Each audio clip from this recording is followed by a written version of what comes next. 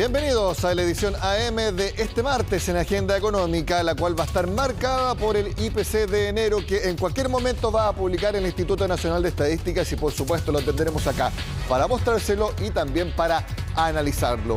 Y partimos hablando de inflación, porque durante 2021 sabemos que el índice de precios subió 7,2%. La mala noticia es que la inflación subió más que el promedio en que subieron las remuneraciones, que también subieron fuerte, 6,8%.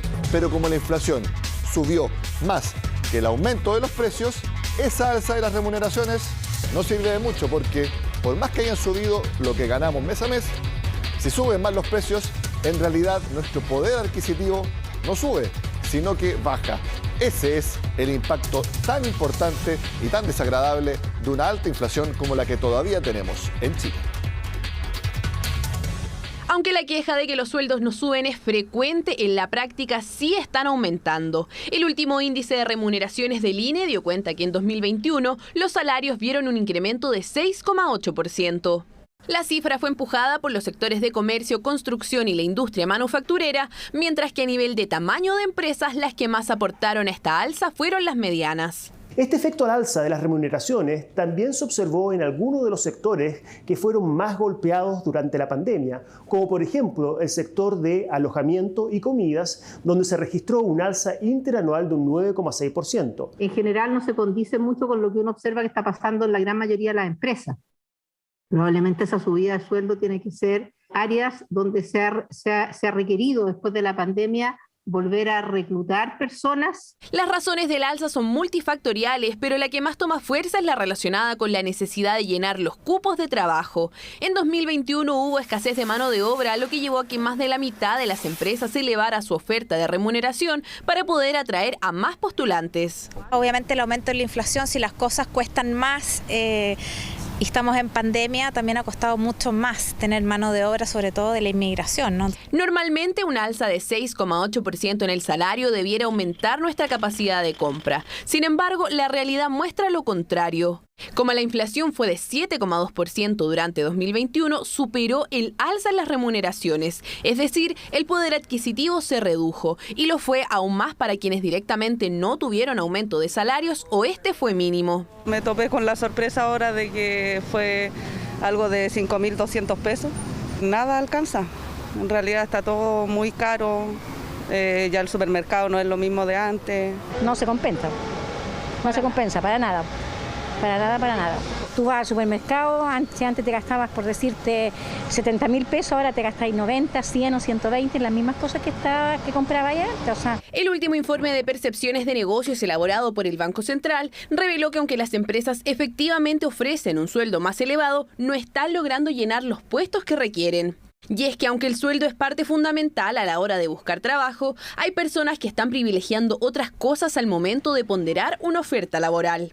Las personas están valorando no solamente el sueldo, sino también se están preguntando el ambiente laboral, el horario de trabajo, el tiempo libre que voy a tener, la función que voy a hacer, si acaso me capacitan o no. Porque las empresas tienen que caminar más rápido y adaptarse más rápido en estos cambios de paradigma y entender que van a tener que buscar otras formas de atraer a las personas. En cuanto al pago por hora, en 2021 la remuneración de las mujeres se ubicó en 5.200 pesos, mientras que la de los hombres fue de 5.800.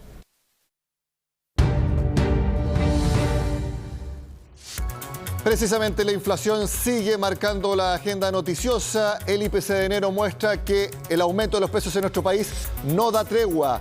1,2% marcó el IPC de enero, el doble de lo que estimaba el mercado, que era en torno a 0,6%. Esto es una muy mala noticia para nuestra economía. Tiene muchas repercusiones, lo veíamos. Si aumenta la inflación desmesuradamente, no sirve de nada que las remuneraciones, los salarios, los ingresos en nuestro país suban, porque si el alza de precios es mayor de lo que suben nuestros ingresos, como lo veíamos en la nota, en realidad nuestro poder adquisitivo no aumenta, sino que se reduce. Vamos a ver el detalle de este muy duro informe del IPC de enero que publicó el Instituto Nacional de Estadísticas. 1,2% es incluso más que el 0,8% de diciembre, que ya había sido mucho más de lo que esperaba el mercado. Es decir, las presiones en realidad no aflojan. Y llama la atención este resultado porque, por ejemplo, el dólar bajó 50 pesos durante enero. Y todos los productos importados en nuestro país se miden en dólares. Por lo tanto, si el dólar baja, uno esperaría que ese impacto también se viera en los índices que mide el Instituto Nacional de Estadísticas, pero al menos la baja del dólar no tuvo influencia alguna en esta medición del IPC, o quizás sí, si no hubiera bajado el dólar, quizás este IPC hubiera sido más que el 1,2, que es muy alto. En serio, esto es una muy mala noticia para la economía nacional. Vamos a ver el detalle del informe del INE. ¿Cuáles fueron los productos que más subieron en porcentaje? Los pasajes aéreos, el servicio de transporte sufrió un aumento mensual de 10,9%. Los autos nuevos, que como lo veíamos, subieron más de 50% en un año durante enero, subieron de precio 2,6%. También subió el bus interurbano 11,2%. Tiene bastante sentido que suban los buses entre ciudades por época de vacaciones. Ahora, el alza es mucha, 10%.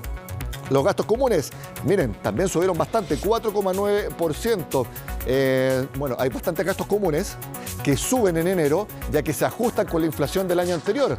Y si la inflación de 2021 fue 7,2%, los gastos comunes pueden subir por ese factor y quizás por otros más. Por eso, un gasto común que sube bastante, 4,9%. Los paquetes turísticos, estos bajaron 4,6%, y se contradice con el aumento en el pasaje aéreo. Y el gas licuado, que había subido prácticamente sin parar durante 2021, baja en esta ocasión 1,5%. Ahora, por rango general o por segmento, ¿cuál es el que más sube? Estoy haciendo una revisión rápida. Transporte, como lo veíamos, 2,8% sube en el mes. Restaurantes y hoteles, 1,7%. Alimentos y bebidas alcohólicas, 1,6%. Bebidas alcohólicas, 1,8 puntos. Bienes y servicios diversos, 1,2%. En definitiva, amigos, y quiero que quede muy claro, esta no es una calificación antojadiza, esto no es una opinión personal. Inflación de enero en un solo mes subió 1,2%, el doble de lo que estimaba el mercado. Pésima noticia para la economía nacional. Obviamente, ¿qué es lo que va a generar esto? Que el Banco Central, que ya subió 150 puntos base la tasa de interés en la última reunión, y ya se sabía que le iba a seguir subiendo con un IPC de esta magnitud, y que quizás pueda mantenerse en los próximos meses, no lo sabemos. El Banco Central va a seguir subiendo la tasa de interés y probablemente más de lo que tenía estimado. Por supuesto que acá en Agenda Económica vamos a seguir analizando las repercusiones de este IPC de enero muy duro para todas las estimaciones de la actividad local. Ahora vamos a seguir analizando otros temas en Agenda Económica, específicamente con informaciones que conocimos este lunes y que tiene que ver con exportaciones y también tasas de interés. Informado por el Banco Central, la vamos a ver en la siguiente gráfica que hemos preparado. Ahí la vemos en pantalla desplegándose acá. ¿Cuánto fueron las exportaciones durante enero? 8.368 millones de dólares, principalmente explicadas por las 4.259 millones de exportaciones mineras y más o menos un tercio corresponden a agricultura, silvicultura y también pesca.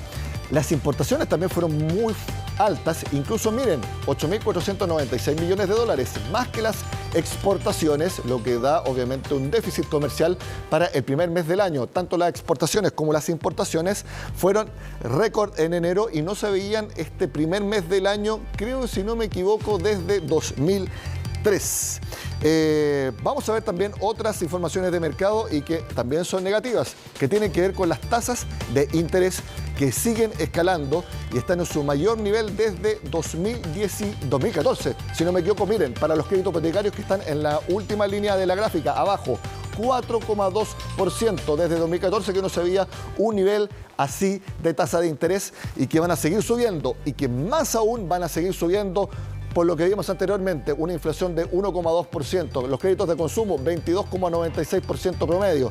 También subieron los créditos comerciales y los créditos de comercio exterior. Y vamos a seguir hablando de comercio exterior porque diciembre cerró con buenas noticias para las exportaciones de vino, que subieron tanto en volumen como también en valor. Según lo informó la Asociación de Vinos de Chile, en diciembre se enviaron 5,1 millones de cajas con un alza de 50% en valor, alcanzando 147 millones de dólares. También subió cerca del 50% el volumen de vino exportado. De esta forma, 2021, que había sido un año principalmente de caídas en el rubro, cerró con un aumento de 1,1% en volumen, 53,6 millones de cajas, mientras que el valor se aumentó en 8,2%, 1.587 millones de dólares.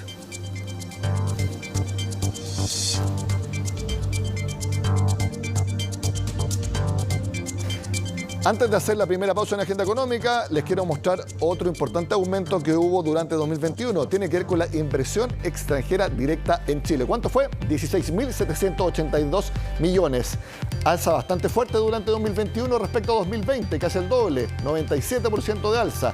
62% más que el promedio de 5 años, 16% más que el promedio de 2003-2021. En diciembre fueron 787 millones de dólares que entraron de capitales extranjeros en nuestro país. Esto no significa necesariamente que sean capitales que levanten fábricas, sino que puede ser también compras en participaciones de empresas, etcétera. Pero de todas maneras, que haya ese nivel de inversión en nuestro país es muy importante. La idea es que siga manteniéndose. Ese es el desafío de todo país, que la inversión extranjera, cumpliendo todas las reglas, todos los estándares ambientales, todos los estándares de sustentabilidad, lleguen a un país como Chile. Ese es un desafío muy importante. Hacemos la pausa y al regreso en la agenda económica seguimos analizando la muy mala noticia de este martes, la inflación de 1,2% con que comenzó 2022. Ya volvemos.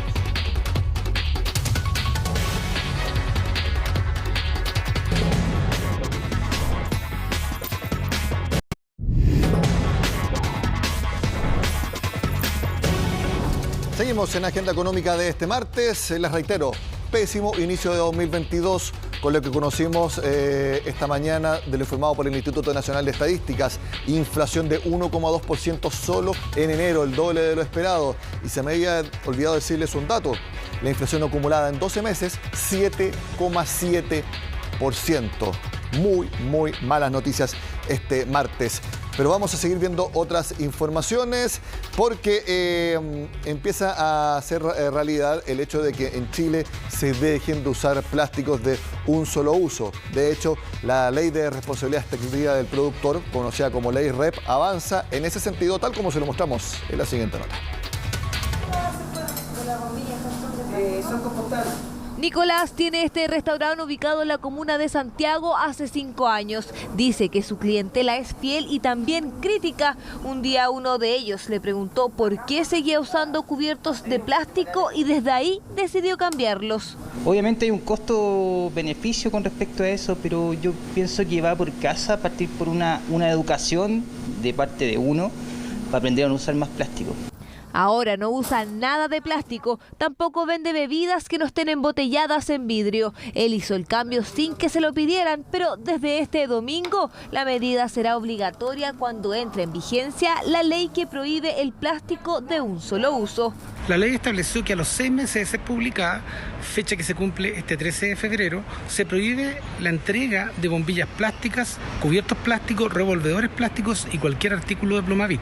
No solo queda prohibido al interior del local el uso de cualquier producto plástico, sino que también cualquier otro material que no sea reutilizable. La mayoría de los restaurantes y cafeterías está de acuerdo con la ley. El problema es que para más de uno ha sido difícil conseguir los artículos permitidos, ya que acusan falta de stock.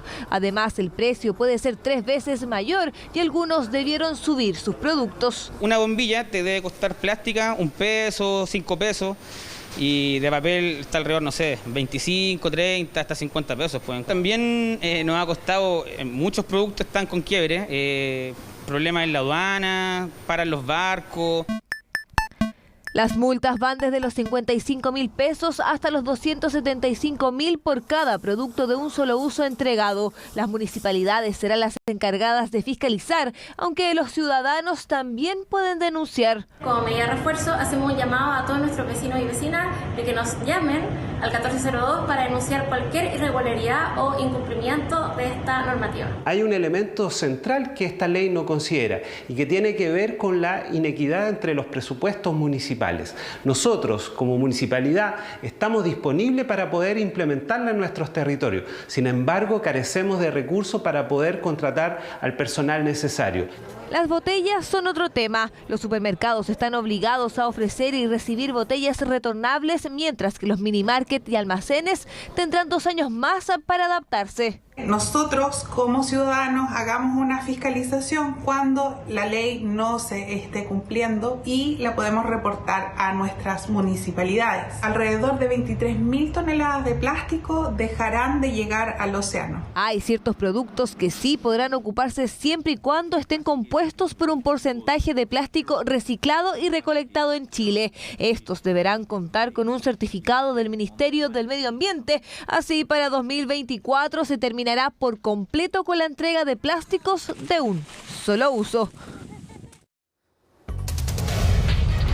Seguimos en Agenda Económica analizando la pésima noticia con que comenzamos el día, el IPC de enero de 1,2%. Lo hacemos con el economista de la Universidad Santo Tomás, Alejandro Puente, a quien vemos en pantalla. Alejandro, gracias por estar en Agenda Económica. Buenos días.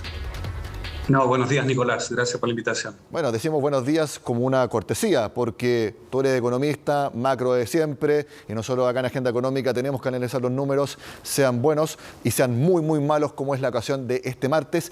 1,2% de inflación, las expectativas estaban en 0,6%. ¿Qué fue lo que sucedió, a juicio tuyo, Alejandro, con lo que informó el INE hace pocos minutos? Bien, seguimos teniendo sorpresas con la inflación y esto, por supuesto, tiene distintas explicaciones. Algunas de ellas se han venido repitiendo en los últimos meses, como es el efecto todavía residual de los estímulos a la economía para hacer frente a la pandemia. Los retiros de los fondos de pensiones, el IFE ampliado, por una parte. Después tenemos los efectos sobre el tipo de cambio, que recientemente ha tenido algún ajuste a la baja, pero hay que acordar que tuvo incrementos importantes previamente. Y tenemos también un crecimiento que está muy por sobre la capacidad de crecimiento de la economía chilena. Hay que acordar que cerramos con un crecimiento sobre el 12% el año 2021. El crecimiento potencial que estima el Banco Central está en torno a 2,5% y por lo tanto este desequilibrio macroeconómico, este exceso de demanda respecto a la capacidad de crecimiento que tiene la economía chilena termina reflejándose en los precios. Y esto debe ser una señal de alerta con respecto a algunas previsiones de crecimiento todavía sobre el potencial para el año 2022. Yo no creo que se vaya a materializar esto, pero de haber alguna veracidad en estas proyecciones, bueno, tendríamos todavía más presiones inflacionarias y una necesidad de respuesta todavía más fuerte del Banco Central para hacer frente a esta escalada de los precios. Ahora, Alejandro, veamos un poquito más en detalle esta sorpresa, porque lo que tú mencionabas de que todavía hay parte del estímulo de los retiros de fondos o de los bonos del Estado que se va a seguir viendo en consumo, es algo que se sabía, que iba a seguir todavía en enero y quizás algo durante febrero. Entiendo lo que tú mencionas, el ajuste a la baja que ha habido en el dólar, yo lo mencioné anteriormente, y claro, el traspaso a consumidor se demora un poco más, no es automático. Pero ¿qué pudo haber pasado acá que fuera el doble de lo que se pensaba? Quizás los ajustes en algunos precios que se hacen a comienzo de año debido a la inflación del año anterior fue más de lo que se esperaba. Yo leía gastos comunes, por ejemplo, dentro de las razones que marca el INE de servicios que subieron bastante parte de precio también había pasajes aéreos, no así paquetes turísticos. Eso, si podemos ver dónde estuvo la sorpresa acá y qué explica, porque tú explicaste los factores generales, pero la mayoría de esos factores se sabían, entonces todavía me cuesta entender cómo el mercado esperaba un IPC no un poquitito menos, sino que la mitad de lo que terminó siendo. Sí, bueno, parte de la explicación es lo que tú mismo señalas. Hay algunos ítems, por supuesto, que son esperables. Todo lo que tiene que ver con transporte, particularmente transporte aéreo, vía urbana y carretera, por las vacaciones de verano, que normalmente se incrementan en magnitudes importantes. El problema es que tenemos un aumento muy generalizado en los precios. De hecho, en términos de las divisiones en que se descompone el IPC, 11 de las 12 divisiones tuvieron aportes positivos. Pero si, por ejemplo, nos enfocamos en alguna de estas divisiones, que es bien importante, la más relevante de hecho, que es alimentos y bebidas no alcohólicas, tenemos que 63 de sus 76 productos tuvieron variaciones positivas, alzas en sus precios. Es decir, hay una inflación que más bien es bastante generalizada en los precios, y esto está dando cuenta de efectos que se llaman de segunda ronda, ¿vale? Es decir, que ya se empieza a ver una indexación en los precios, una propagación de la inflación, y no podemos hablar de explicaciones puntuales. En algunos momentos hemos tenido sorpresa por algunos productos en particular, los pasajes aéreos algunos meses atrás, los paquetes turísticos, pero ahora es de tal generalización y magnitud el proceso inflacionario que ya podemos hablar de algunos efectos de segunda ronda, de una propagación del fenómeno inflacionario. Otro indicador que de alguna manera respalda esta interpretación de lo que estamos viendo es lo que pasa con la inflación restando los volátiles. También es de 1,2%, es decir, la inflación subyacente, la que normalmente miran los bancos centrales para tomar sus decisiones con respecto a ajustar la tasa de política monetaria, de manera tal que efectivamente estamos viendo un proceso ya que es inercial también de inflación y estos efectos de segunda ronda que te mencionaba. Bueno, yo me imagino que este informe lo van a ver muy detenidamente en el Banco Central, con un nuevo integrante como Luis Felipe Céspedes, Yacine Mario Marcel, con nueva presidenta, nuevo vicepresidente y también un consejero o consejera que se tiene que sumar para reemplazar a Mario Marcel. ¿Y por qué lo van a ver detenidamente?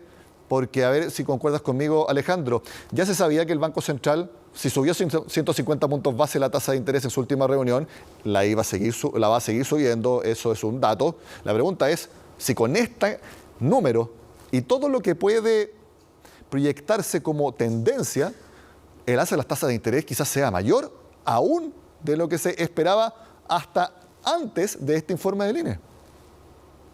Sí, en realidad lo que se esperaba para el resto del año es que la tasa de interés llegase a cerca de 6,5% hacia el cierre del año. Pero yo me temo que con estos datos y con los que debiesen venir, porque mis proyecciones para los próximos 2 meses, antes de conocerse este dato, eran de 0,6% de inflación. Y con esto, y asumiendo un 0,7% en enero, llegamos a un 7,8% de inflación en marzo. Con esto probablemente nos vamos a ir arriba del 8%. De manera tal que el Banco Central va a tener que responder, va a seguir respondiendo con fuerza ante esto, y probablemente vamos a tener una subida en la reunión de marzo al menos de 100 puntos base.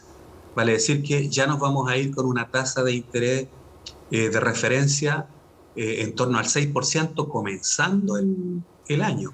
Aquí tal vez hay que recordar lo que ocurrió con el brote inflacionario fuerte que tuvimos anteriormente, que fue en el 2008, justo antes de la crisis financiera, cuando la tasa de política llegó a 8,25% y la inflación estuvo a punto de llegar a los 2 dígitos. Bueno, estamos en una situación que se acerca a ese fenómeno, y probablemente vamos a tener tasas de interés que no veíamos en una década, en más de una década, y seguramente con una respuesta igual de enérgica como han sido las últimas 3 subidas que ha hecho el Banco Central en la próxima reunión, de manera tal que yo esperaría que el piso de la tasa en la próxima reunión sea el 6% y probablemente más de eso. Ni siquiera quiero pensar cómo va a subir la UF. La unidad de fomento subió 2.000 pesos solamente durante 2021. Pasó de 29.000 a poco más de 31.000 pesos que está ahora. Y sube 1,2% en apenas un mes. ¿Cómo va a impactar en los dividendos de los créditos hipotecarios? Yo no sé, me imagino que los colegios ya ajustaron con la inflación anterior los precios, por ejemplo, para pago mes a mes, todos los servicios que están indexados a la UEF, arriendos, etcétera. Realmente muy complicado el escenario. Mi última pregunta, Alejandro, porque se nos acaba el tiempo. Esto le pone más aprietos aún al gobierno entrante para el gasto fiscal, que ya tenía que bajar mucho, y con este dato de inflación es aún más la exigencia para que prácticamente no se salga ni un peso respecto a lo aprobado en el presupuesto para este año. Sí, no solo al próximo gobierno, al Congreso también, porque yo espero que no se vuelva ni siquiera a pensar en un nuevo retiro de los fondos de pensiones, porque efectivamente parte importante de este fenómeno que estamos viendo son retiros que fueron mucho más allá de lo que debió hacerse. Alejandro Puente, economista de la Universidad Santo Tomás, gracias por estar con nosotros en Agenda Económica. Que tengas un buen martes. Gracias, igual a ti, Nicolás. De esta manera terminamos esta Agenda Económica, que no queremos sonar pesimistas, no queremos dar malas noticias, pero si las hay que darlas y no hay que suavizarlas, hay que decirlas tal como son. La inflación en estos momentos es el peor problema que enfrenta nuestra economía y no afloja, sino que está empeorando, y eso va a tener consecuencias económicas para todos, nos guste o no. Y la idea es que todos trabajemos, consumidores, personas, parlamentarios, en la convención y también en el gobierno, tanto el actual como el entrante, para que no siga aumentando esta espiral inflacionaria, porque lo peor que le puede pasar a un país es que crezca poco y con una inflación alta. Eso sí que es el peor de los mundos. Terminamos la Agenda Económica, ahora viene Conexión Global.